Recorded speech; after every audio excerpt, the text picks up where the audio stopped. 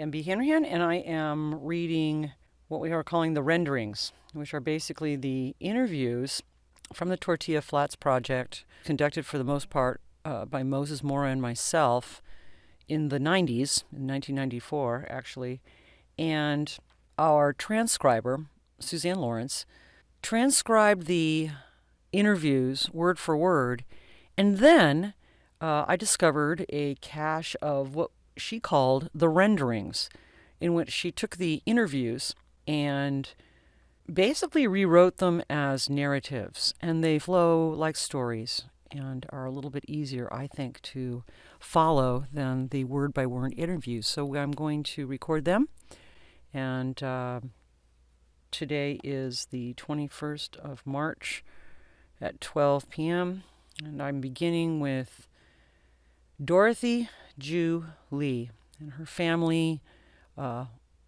owned Jew's Market, which was just up from Tortilla Flats, and they were a strong and movers and shakers type family from China.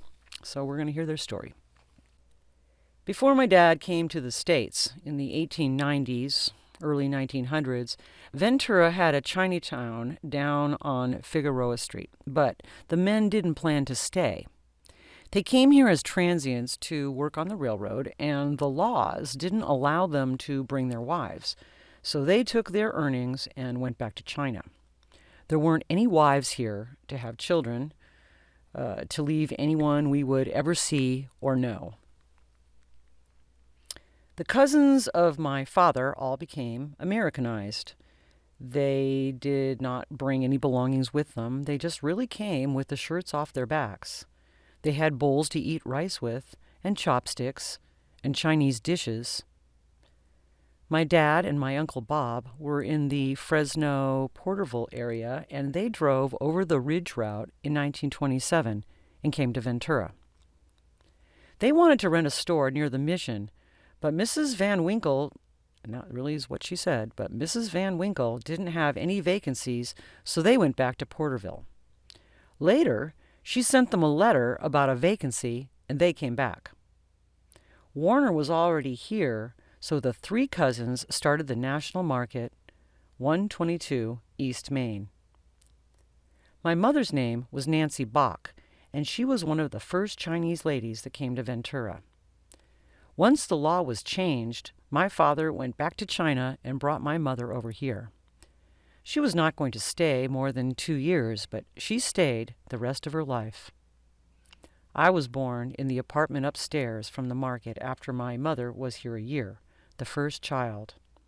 It's too bad we don't have pictures, but not too many people had cameras. There's a baby picture of me that one of the studios took because my dad and his cousins had sent money home to China, and they needed a picture. It was during the Depression, and the photographer was so happy to have a customer, he said, "Oh, we'll do a picture of your baby for free." I have a lot of brothers and sisters, and there was never a picture of them. I have never been able to find a photograph of that store, but it was just a plain storefront with a big wine-colored sign across the top. It said, National Market, in fat gold letters that were kind of bumpy, just like at Pirano's. It looked like the Pirano store, but it didn't have any murals on the side. There were accordion doors, high, narrow wooden shutters. You just pushed them all the way across, and the store was open. It was a long time before they had permanent doors that closed. Out front, they had a little stand with oranges and vegetables. There was a Coca-Cola case, and an ice cream case, and a meat case against the wall. More vegetables, and behind that, all the canned goods. There was a horseshoe check stand and the register and the cigarette case. During the war, they had no cigarettes, just wings. And there was a little back room, and that's where the kitchen was. And they ate there. And then there was a basement where they kept paper sacks and stuff like that. Upstairs, there was a balcony and 2 apartments. One of the workers at the grocery store was brother-in-law of one of the cousins. His name was Mr. Wong. I don't know his first name because you never call anyone by their first name.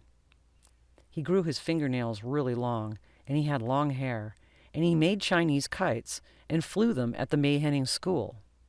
He'd make big butterflies. All the kids gathered around him after school. He made these beautiful artistic kites and flew them. The P&H market was across the street. They didn't even have doors. I remember the New York store and a wholesale store there on the corner, D.F. Jenks. They sold candy and cigarettes and stuff. There was a second-hand store, an alley, and then the Poinsettia Hotel. Mr. and Mrs. Kolsky ran the hotel, and there was an apartment house on the corner. Jane and Gary Kolsky are still around. They own some bars out on the avenue. At 8 in the morning, they blew the whistle at the Ventura Laundry, calling people to work. At noon, they blew the whistle, and at 5, when it was time to get off, they blew the whistle. There was a Chinese restaurant, the Canton Cafe. The Citos owned it, and then Reardon's Mortuary was 2 doors over. All this is where the museum is. Over on the northeast corner of the avenue, Billy Arnold had a drugstore with a parking lot in front. Across the street was the Farrod's Bakery and the French Bread Bakery. The Canton Cafe was a Chinese restaurant during the Second World War. The Chinese Garden was the first one, and it's still there, at the same place it always was. Margaret Sue Hu's father-in-law and his uncles or cousins started that restaurant. I worked there when I was in the 5th grade. I speak Cantonese. Not very well, but just conversational. My parents didn't speak English that well, so my dad just took me along wherever he could because I learned how to speak English in kindergarten.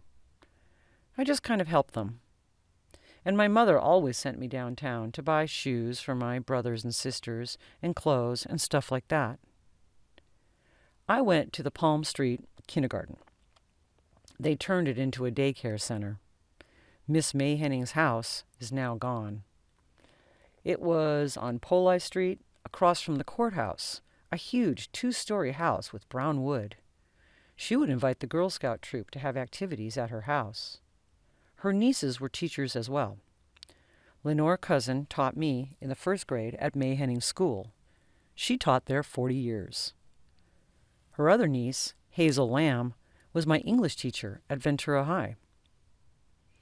I remember the State Cafe and Jim's Coney Island. My dad was a good friend of the owner of the State Cafe.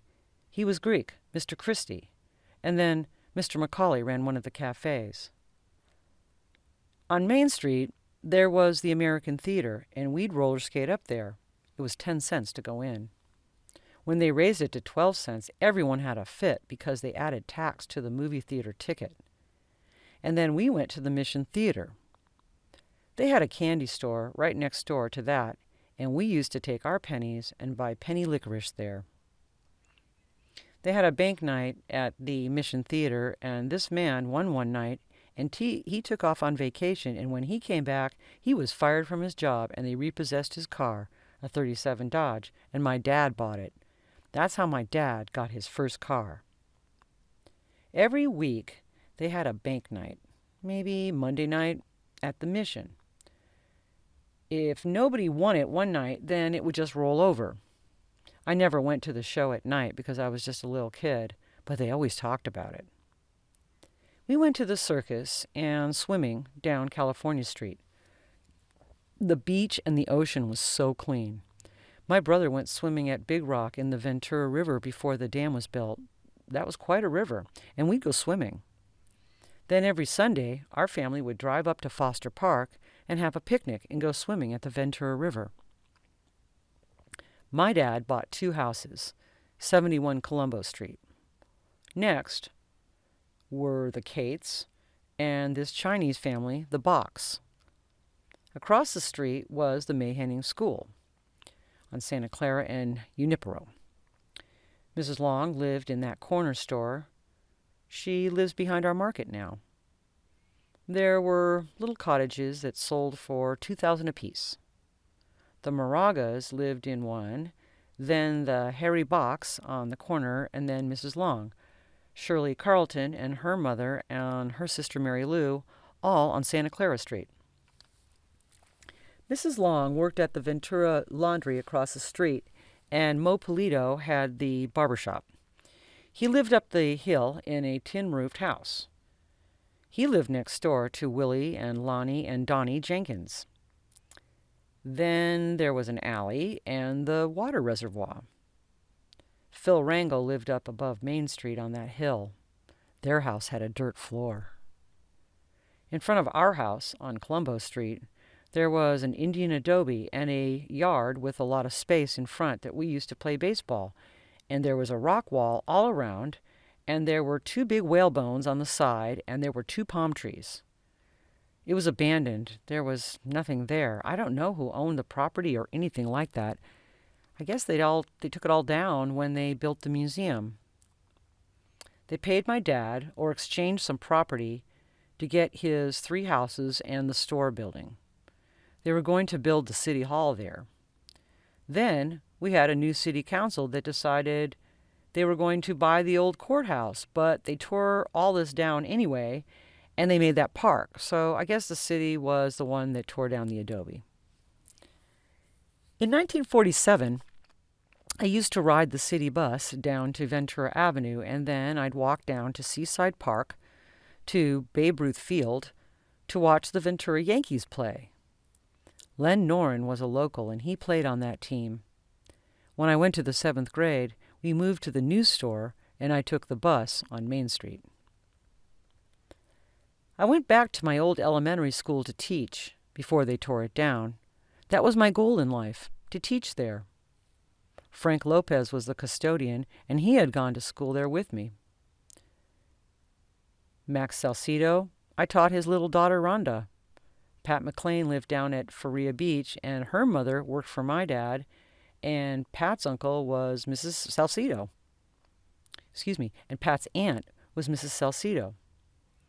My Uncle Bob had 7 or 8 brothers, so some of them and some of his cousins, like Bill Jue and his brother Henry Jue and Freddie Jue, Wellman Jue's father, and Roy Jue, they started a grocery store in a house on the avenue, and then they built the United Market next door.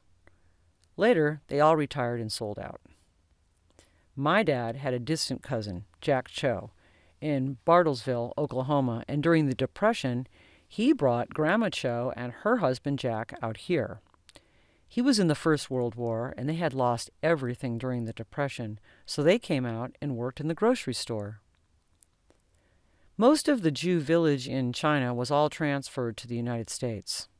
They were in World War II, Freddie Jue, Henry Jue, and Billy Jue, and they all went to the war, and my father stayed back and ran the store. Roy was too young. Then Roy eventually went to the Army, so they all served in the service there. After the war was over, they all came back. The store lasted until the 60s, but my dad left and came over to Santa Cruz and Main Street and started the Jews Market there.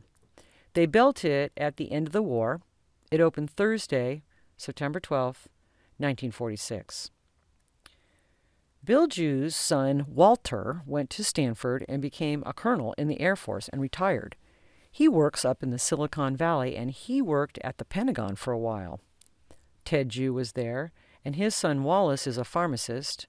Wellman Jue came over and started this restaurant at Evergreen in Maine, and Henry Jue's kids all became engineers.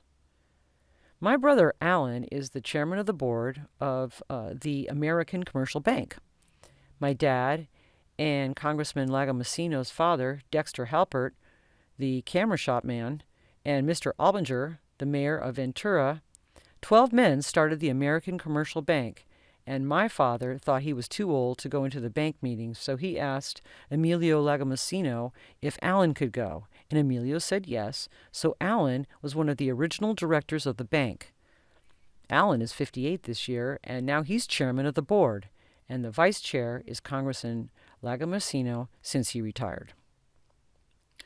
And so ends that story.